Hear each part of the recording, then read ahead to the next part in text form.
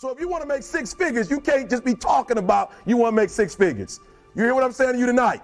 If you do the three things I tell you to do tonight, I guarantee you, whatever it is you want to do in life, you'll be able to do.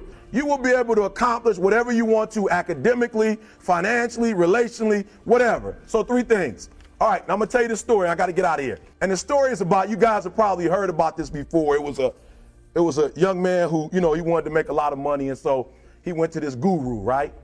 And he told the guru, I want to be on the same level you're on. And so the guru said, if you want to be on the same level I'm on, I'll meet you tomorrow at the beach at 4 a.m.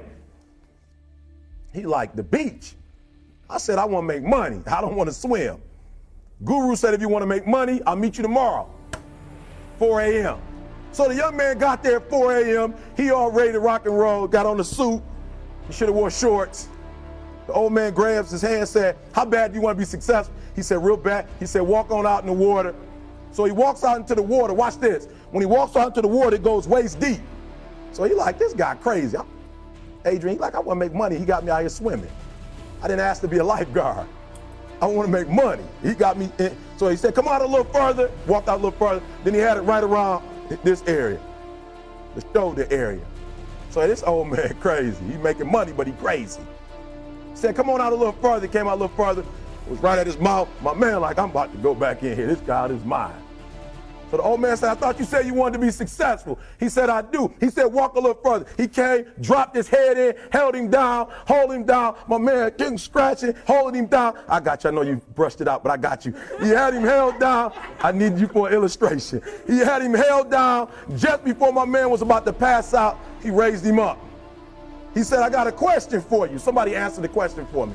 He said, when you were underwater, what did you want to do? Lee, I'm looking for a different word though than lip. What's that word? Said I wanted to breathe.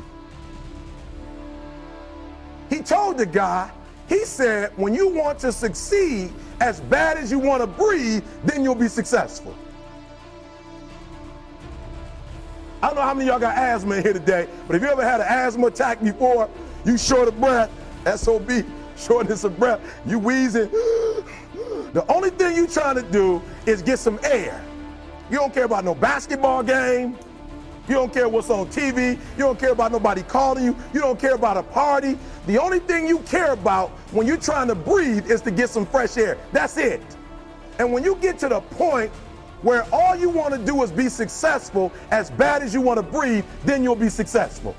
And I'm here to tell you, number one, that most of you say you want to be successful, but you don't want it bad. You just kind of want it. You don't want it badder than you want to party. You don't want it as much as you want to be cool.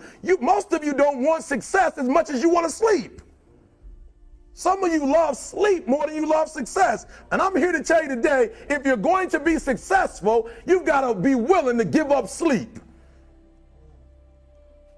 You got to be willing to work off for 3 hours of sleep, 2 hours. If you really want to be successful, some days you're going to have to stay up 3 days in a row. Because if you go to sleep, you might miss the opportunity to be successful. That's how bad you got to want it. You got to go days without, listen to me, you got to want to be successful so bad that you forget to eat. Beyonce said once she was on the set doing her thing, 3 days had gone by, she forgot she didn't eat because she was engaged. I'll never forget when 50 Cent was doing his movie, I did a little research on 50, and 50 said that when he wasn't doing the movie, he was doing the soundtrack. And they said, when do you sleep, 50? Sleep. He said, sleep. Sleep is for those people who are broke. I don't sleep. He said, I got an opportunity to make a dream become a reality. Football players, how many football players? I got anybody like football in here? Raise your hand. Anybody like football? Emmitt Smith. I used to be a Cowboy fan before they did my boy Tom Landry wrong. I used to be a Cowboy fan. And watch this, there was a commercial. Emmitt Smith had won his first Super Bowl, and he had this commercial when he was lifting weights. I don't know if you saw the commercial when he was lifting, and Emmitt said, you know what? I won the Super Bowl, so I can rest now. He was doing his bench press. So he said, I won the Super Bowl, so I can rest now. So he throws up about 325, boom. And he rests for about 2 seconds. Then he's boom, boom, boom. Did you see that? He'd already won a Super Bowl. He said, I think I'm going to take a rest. And he rests for how long? 1 second. Most of you won't be successful because when you're studying and you get tired, you quit. And I'm here to tell you today, if you got somebody came to my office the other day crying. I said, look, don't cry to give up. Cry to keep going. Don't cry to quit. You already in pain. You already hurt. Get a reward from it. Don't go to sleep until you succeed. Listen to me. I'm here to tell you today that you can come here, you can jump up, you can do flips, you can be excited when we give away money. But listen to me, you'll never be successful until I don't have to give you a dime to do what you do. You won't be successful until you say, I don't need that money, because I got it in here. So listen to me. Emmett Smith said this at the end of the commercial. Emmett Smith said, all men are created equal. Some work harder in preseason. I'm going to say it again because you might have missed it. All men are created equal. Some work harder in preseason. So that means that there are some people who are going to see the professor, going to see the TA. And even when the professor says, I don't meet with you, my TA meets with you, you say, I don't want to talk to your TA. I don't pay the TA. I pay you to teach me. So you're going to have to find some time to meet me. If I got to meet you at the mall, if I got to meet you at your house, you are going to see me. Listen to me. All men are created equal. Some work hard in preseason. When I went to college, guys were way smarter than me. 4.0s, 3.0s. They went to the Ivy League high schools, came to Oakwood from these great high schools. Most of them are not doing what I'm doing. Why? Because it's not about where you come from. It's about heart. You come to a place where, being smart ain't enough. You got to have heart. That's number one. Watch number two. Number two, catch number two. I wrote it down. I wanted to make sure you got it. It says to be, watch this. We're talking about sacrifice now. The important thing is this. You're writing while I'm saying it, because I only have about 3 more minutes. Listen to me. The most important thing is this: to be able at any moment to sacrifice what you are for what you will become. That's the number 2 thing. You got to catch that one. To be able to, listen to me, at any moment. Some of you can make sacrifices when Monday Night Football is not on. You can make a sacrifice. But when the game come on, for some reason, you just attach to it. For some of you, when your favorite show come on, you can make sacrifices on Sunday when ain't nothing going on. But when your favorite show comes on Monday, bam, some of you focus until the phone ring, and then you like, I gotta answer it. If I don't answer the phone, I'm gonna die. I'm saying to you today that there are some of you, if you give up your cell phone, you would be successful. But your cell phone is more important to you than your success. I'm gonna say it again. I'm gonna hurt somebody. Some of you need to give up your cell phone, because the time you spend on your cell phone could be used for your success. The time you could be using to be successful, you're using it on the cell. And the cell phone is not bringing you nothing but a bill. And somebody has told you you couldn't live without it. I'm talking about going deep now, giving up stuff. Watch what it says. To be able at any moment to sacrifice what we are for what we could be. I don't do well in math. You're right. You ain't never studied. I'm not good in writing because you have never written before. But I dare you to fail in writing for a whole year to see if you can get to the end. I dare you to fail. I dare you to take that same class over and over again. I dare you to stop dropping classes like you soft. Always want to give up. I'm dropping. Why are you dropping? I'm so grateful that the slaves didn't drop and quit. Say, I'm just going to stop. I'm a slave. I'm just going to be a slave. I'm going to quit. Listen to me. The slaves said, we will live because one day we will become. We won't always be slaves. So today, although we're slaves, we're going to act like we're free, and one day our children will be free. If the slaves would have just said, we quit, we give up, we would have died in the Middle Passage. But some slaves said, I don't care what we go through, we're going to survive this. 400 years of slavery, we're going to get through this. And you can't get through it 1825. You can't get through a writing class, and you got tutor after tutor, resource after resource. The problem is, you ain't never felt no pain before. You're soft. It's a soft generation. You quit on everything. Our people did not quit. Harriet Tubman not only made it, she went back and got some more.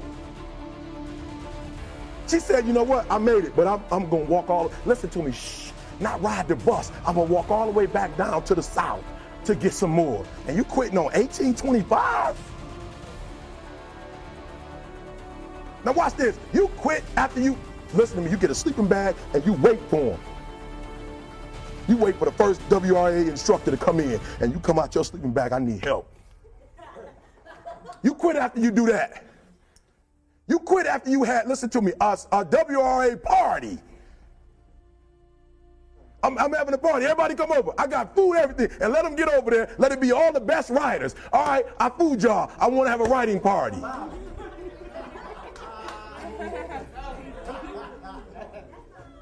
I'm serious.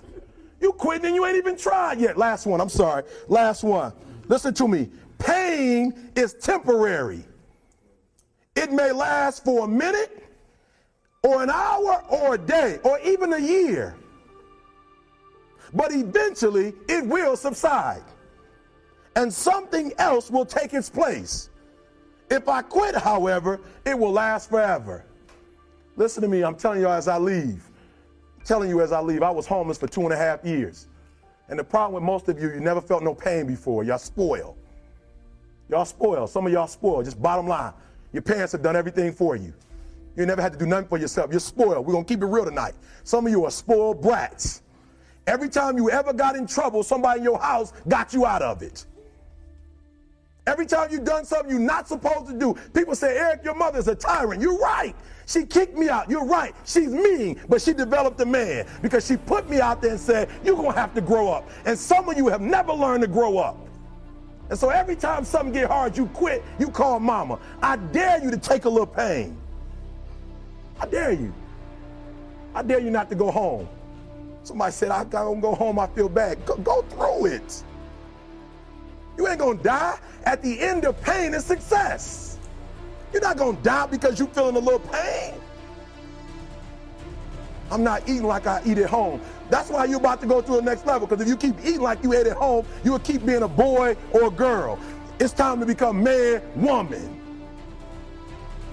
So don't worry about a little pain. My greatest asset is I was homeless, so I can't feel a whole lot of pain. I've already been alone. It's not a whole lot of hurt I can feel on a little paper, on a little test. So I leave you, listen to me. We have gotten to a point where it's midterms and we're moving forward. The days of you getting money, I'm not saying we quitting, but I'm saying the day has got to go from external to internal. You have to give it everything you got. No more TV, no more parties, no more playing. If you don't have a 4.0, what you need to be doing is studying. Get off the phone. I'm sorry, I'm not available until the end of this year. No, I'm for real. You've reached the right number, but you called me at the wrong time. Call me back January 1st. I'm about to get busy now. Huh? I want you to have a countdown of your own and say when the countdown is over, will the real, watch me, because when I was homeless, I knew something was wrong. I knew that wasn't the best of me. And one day I said, will the real Eric Thomas please stand up? Will the real Eric Thomas please stand up? Stop being this high school dropout. Stop giving up. Stop sleeping on the street. Stop walking up and down Finkel Avenue like you ain't got nothing and get your GED. Stop being afraid to take a test. Stop being afraid to go to college because your daddy didn't go and your mama didn't go. Stop being afraid and be the best Eric Thomas you can be. But listen to me, it's going to be hard. It took me 12 years to get a 4-year degree, but I got it. And guess what? On a degree, it don't have dates. So if it took you 4 and it took me 12, it don't show up nowhere. But I'm exactly where I wanted to be because I realized I got to commit my very being to this thing. I got to breathe it. I got to eat it. I got to sleep it. And until you get there, you'll never be successful in life.